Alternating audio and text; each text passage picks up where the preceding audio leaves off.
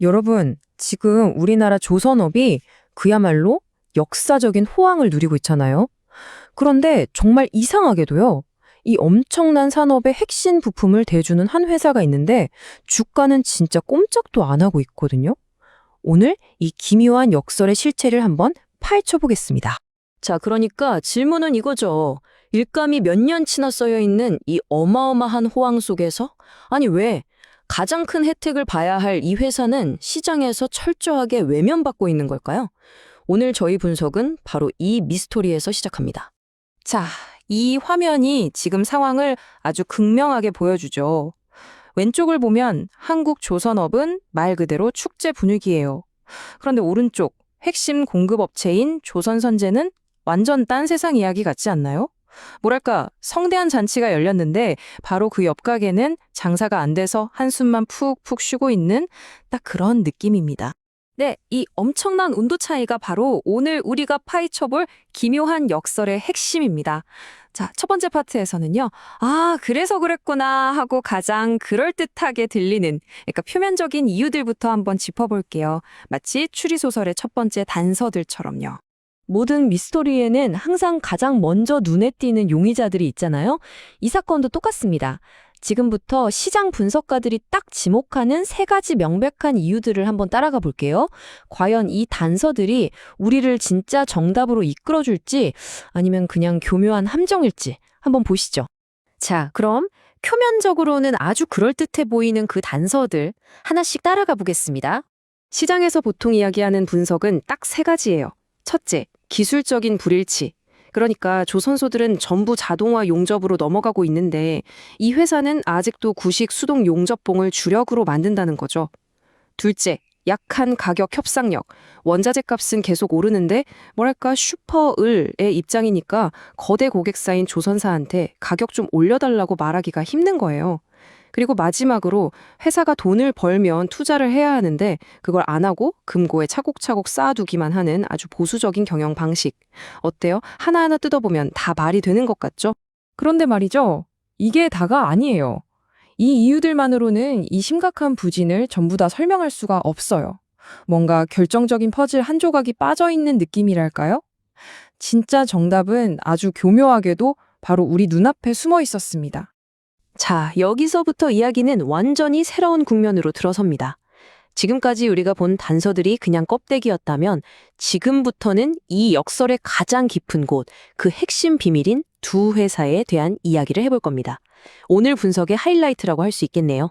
결정적인 한 방은 바로 이거였습니다. 문제가 이 회사가 무엇을 만드냐가 아니었어요. 진짜 문제는 그 돈 되는 제품을 만드는 회사가 우리가 주식을 살 수 있는 상장된 바로 그 회사가 아니었다는 겁니다. 어떤 애널리스트가 이 상황을 진짜 기가 막히게 비유했더라고요. 엄청 잘 나가는 맛집이 있다고 해서 투자를 딱 했는데 알고 보니까 내 주식은 그 맛집 지분이 아니라 그 옆에서 파리만 날리고 있는 커피 전문점 지분이더라. 와, 정말 확 와닿는 비유 아닌가요? 바로 이 표가 그 비밀을 아주 명확하게 보여줍니다. 자, 보세요. 우리가 주식을 살 수 있는 상장 회사, 그러니까 포항에 있는 회사는요, 주로 건설 현장에서 쓰는 수동 용접봉을 만들어요. 그런데 그룹이 지분 100%를 가진 비상장 회사, 온산에 있는 회사는 뭘 만드냐? 바로 조선업 포항의 핵심인 자동화 용접 와이어를 생산하고 있었던 겁니다. 한마디로 진짜 돈은 비상장 회사가 싹 다 벌고 있었던 거죠. 이 도넛 차트를 보시면 이게 더 확실해집니다.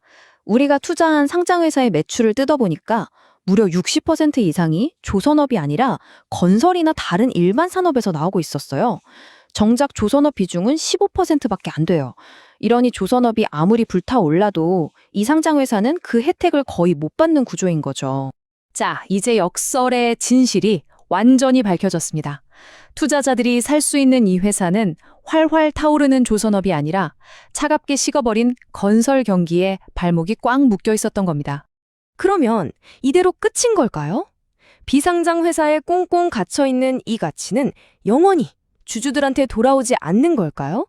아니요. 그렇지 않습니다.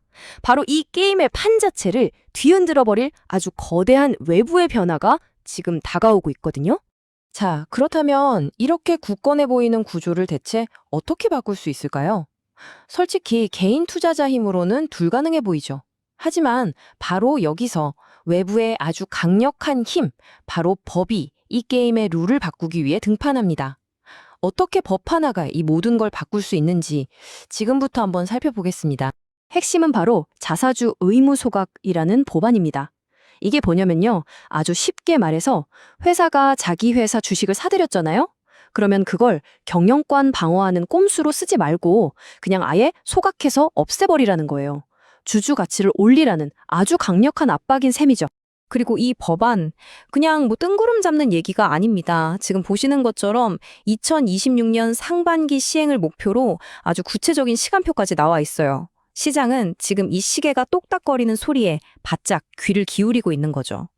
근데 이 모회사인 CS홀딩스가 가지고 있는 자사주, 즉 자기 회사 주식 비율이 무려 15에서 20%나 돼요.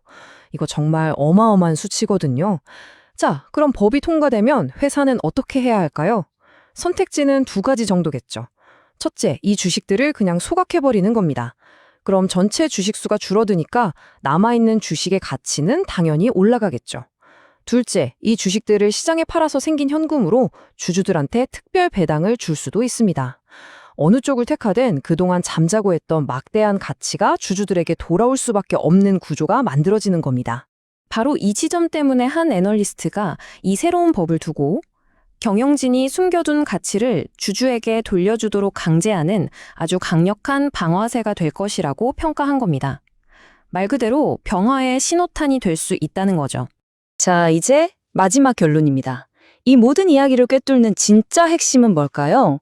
겉으로 보기에는 그냥 조선업이랑 용접봉에 대한 이야기 같지만 그 본질은 훨씬 더 깊은 곳에 있습니다. 바로 기업 지배구조, 즉 거버넌스에 대한 이야기입니다. 네, 우리는 지금까지 한 회사의 기묘한 역설을 쭉 따라왔지만 이건 단순히 그 회사 하나만의 이야기가 아닙니다. 조금 더 크게 보면요, 이건 기업들이 띠는 운동장의 규칙 자체가 어떻게 바뀌고 있는지에 대한 이야기이기도 합니다. 자, 오늘 내용 한번 정리해볼까요? 우리는 산업 호황에서 철저히 소외된 한 기업의 역설에서 이야기를 시작했습니다. 파고 들어가 보니 진짜 알짜 사업은 비상장 회사에 숨겨져 있었다는 게 진실이었죠. 하지만 자사주 의무 소각이라는 새로운 법이 나타나서 이 굳건했던 구조를 흔들 촉매제가 되고 있습니다. 여기서 우리가 얻어야 할 진짜 교훈은 바로 이거예요. 때로는 어떤 기업의 가치를 볼 때요, 그 회사의 제품이나 기술만 보는 게 아니라 그 회사가 뛰고 있는 시장의 규칙이 어떻게 변하고 있는지를 보는 게 훨씬 더 중요할 수 있다는 겁니다. 마지막으로 이 질문 하나를 던지면서 마무리하겠습니다. 지금 여러분이 보고 계신 수많은 기업들 중에 과연 얼마나 많은 회사들이 단 하나의 규칙 변화로 그동안 꼭꼭 숨겨져 있던 진짜 가치를 터뜨릴 준비를 하고 있을까요?